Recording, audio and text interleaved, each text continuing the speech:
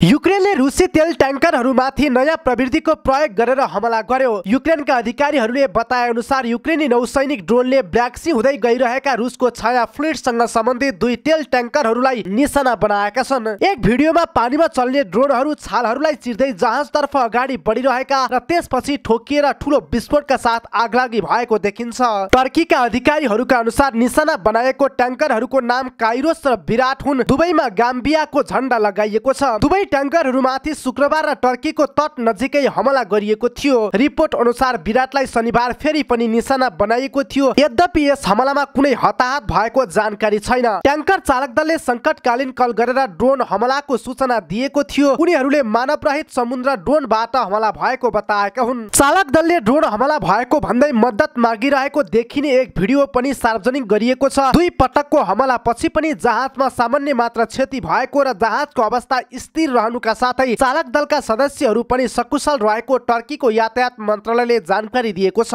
किभमाथि शान्ति सम्झौतामा हस्ताक्षर गर्न अमेरिकाले दबाब दिइरहेका बेला यो घटना भएको हो। युक्रेनको एसपीयू सुरक्षा सेवाका एक स्रोतलाई उद्धृत गर्दै समाचार संस्था एएफपीले जनाए अनुसार आधुनिकीकरण गरिएको सी बेबी नौसैनिकको ड्रोनहरूले जहाजहरूलाई सफलतापूर्वक निशाना बनाएका हुन्। यो हमलाले युक्रेन र रुसको तेल अर्थतन्त्रमाथि प्रहार गर्ने प्रयास गरिरहेको देखिन्छ। यही आम्दानी युक्रेनमा चलिरहेको युद्धलाई निरन्तरता दिनका लागि महत्त्वपूर्ण मानिन्छ। समाचारहरूका अनुसार यी दुवै जहाजहरू रुसको छाया फ्लिटको हिस्सा हुन्। रुसले पश्चिमी प्रतिबन्धहरूलाई छल्नका लागि प्रयोग गरिने सयौं ट्याङ्करहरूलाई सम्बोधन गर्न यो शब्द प्रयोग गरिन्छ। युक्रेनमाथि हमला सुरु गरेपछि रुसमाथि यी प्रतिबन्धहरू सन् 2022 मा नै लगाइएको थियो। छाया फ्लिटमा धेरै जसो पुराना ट्याङ्करहरू छन्। यी मध्ये धेरै जहाजहरूले स्वामित्व सम्बन्धी जानकारी र तिनीहरूको बीमा स्पष्ट हुँदैन।